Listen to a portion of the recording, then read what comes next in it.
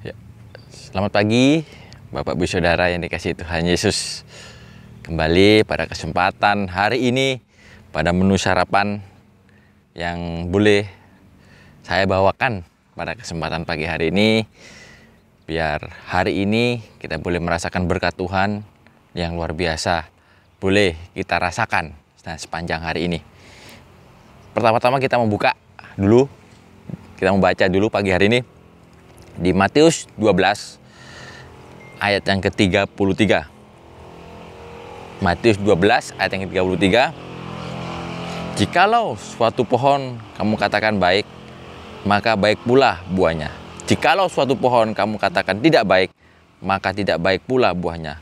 Sebab dari buahnya pohon itu dikenal. Nah, yang ingin saya garis bawahi di sini adalah sebab dari buahnya pohon itu dikenal. Ya, oke. Berbicara soal tanaman atau buah, ya kita kalau udah melihat, mungkin di sekitar sini tidak ada tanaman yang berbuah atau pohon yang berbuah, tetapi pada kesempatan pagi hari ini saya ingin menyampaikan sesuatu tentang berbuah, bahwa pohon itu dikenal dari buahnya. Nah, pada saat kesempatan sarapan saya yang terakhir tentang pohon kurma, di mana pohon kurma itu tumbuh atau tanam atau secara dia tumbuh dengan cara dia bijinya harus ditahan dulu dengan batu supaya dia menghasilkan akar yang kuat. Nah, dan pada kesempatan hari ini saya ingin membahas tentang buah itu sendiri. Buah dari buahnya. Dari buahnya pohon itu dikenal. Kalau pohon mangga pasti yang dikenal adalah buahnya. Atau ya pohon kurma ya pasti yang dikenal itu dari buah kurma itu sendiri. Nah, tanaman itu dikatakan jikalau suatu pohon kamu katakan baik, maka baik pula buahnya. Jikalau suatu pohon kamu katakan tidak baik, maka tidak baik pula buahnya. Nah, berarti ada suatu pohon yang tidak baik. Nah, kenapa pohon itu tidak baik? Atau bagaimana pohon itu dikatakan pohon itu baik? Nah, kembali ke mungkin cerita saya yang sarapan saya sebelumnya tentang tentang pohon atau suatu tanaman bisa bertumbuh dengan baik, bisa menghasilkan sesuatu yang baik. Yang pertama kali itu adalah akar. Kalau yang terakhir sarapan saya tentang pohon kurma dikatakan pohon kurma itu memiliki akar yang dalam, yang kuat, sehingga dia kuat kalau diterpa badai, diterpa angin, pohon itu akan kuat. Nah, tanaman ini harus memiliki akar. Yang pertama itu. Akar itu yang harus mencari sumber air. Harus mencari sumber mineral-mineral yang dibutuhkan oleh tanaman itu. Nah, tanaman itu harus berakar. Berakar kepada mencari air, di mana air itu adalah sumber kehidupan dari tanaman itu. Dan bukan air saja, tetapi mineral-mineral yang ada di dalam tanah. Seperti unsur N, unsur P, dan unsur K. Itu yang utama dari tanaman. Nah, seperti hal kehidupan kita. Kalau kita ingin berbuah, terlebih dahulu pohon dalam hidup kita ini berakar kepada siapa? Berakar kepada siapa? Nah, kita buka di Efesus 3 ayat 17. Ayat yang asing yang terakhir sarapan saya bagikan, yang pernah saya bawakan. Efesus 3 ayat 17. Sehingga oleh imanmu, Kristus diam di dalam hatimu, dan kamu berakar serta berdasar di dalam kasih. Nah, yang pasti hidup kita harus berakar di dalam Yesus. Yesuslah sumber segala sumbernya. Nah, sekarang tadi dikatakan pohon itu baik, berarti pasti dia akan berakar ke akarnya itu menyerap mineral-mineral yang baik, menyerap apa yang dibutuhkan dalam tanaman itu sendiri atau pohon itu. Nah, pohon itu tidak baik, berarti yang diserap atau dia akarnya menyerap sesuatu yang tidak baik, entah itu mineral yang tidak baik atau mungkin kekurangan unsur-unsur yang dibutuhkan oleh tanaman itu.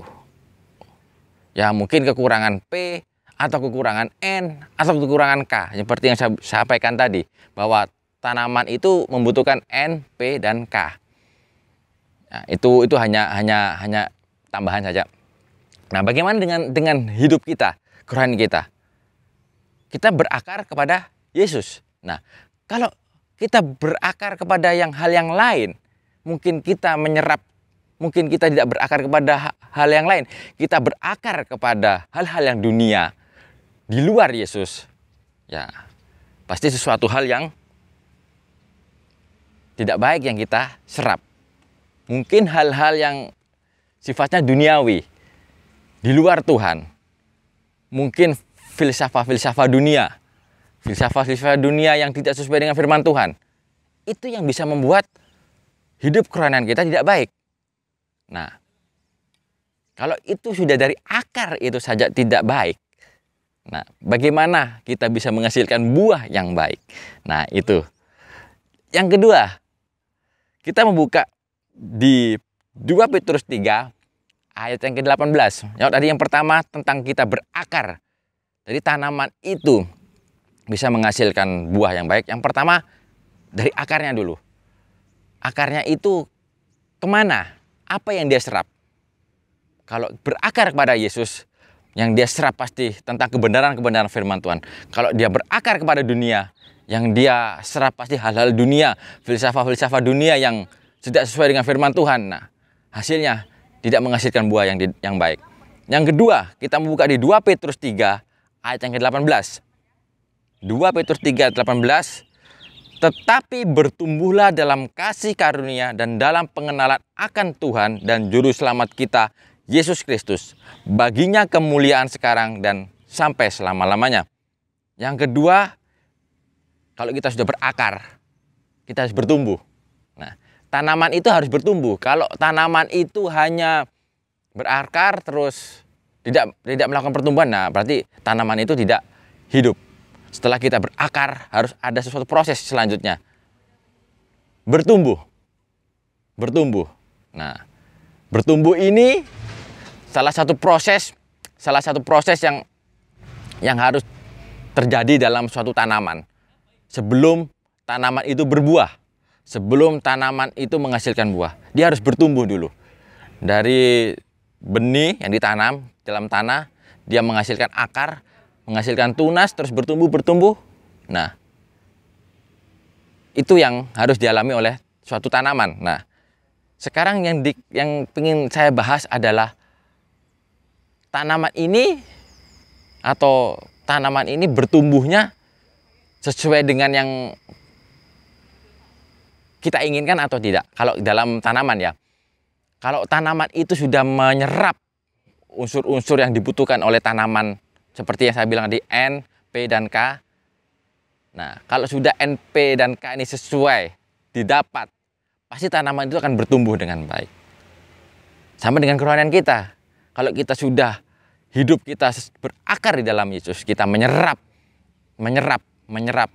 tentang apa yang dibutuhkan dalam kerohanian kita, dalam tubuh kita, tentang bagaimana tentang Tuhan Yesus, tentang pengenalan akan Yesus, tentang siapakah Yesus itu, kita tetap mencari mengenal Yesus secara pribadi. Kita akan percaya kita bertumbuh sesuai dengan jalurnya Tuhan, sesuai dengan apa yang Tuhan mau, apa yang Tuhan mau kehendaki. Nah, itu yang pasti kita bertumbuh dalam pengenalan akan Tuhan Yesus. Dan yang terakhir, yang pasti setelah dari akar kita sudah menyerap, kita berakar di dalam Yesus dan kita bertumbuh di dalam pengenalan akan Yesus. Kita sudah semuanya kita dapat proses yang baik.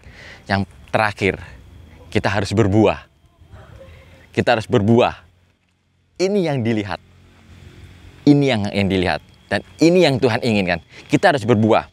Kita buka di Mazmur 1 ayat 3. Mazmur 1 ayat 3. Ia seperti pohon yang ditanam di tepi aliran air, yang menghasilkan buahnya pada musimnya, dan yang tidak layu daunnya, apa saja yang diperbuatnya berhasil. Nah, ini firman Tuhan.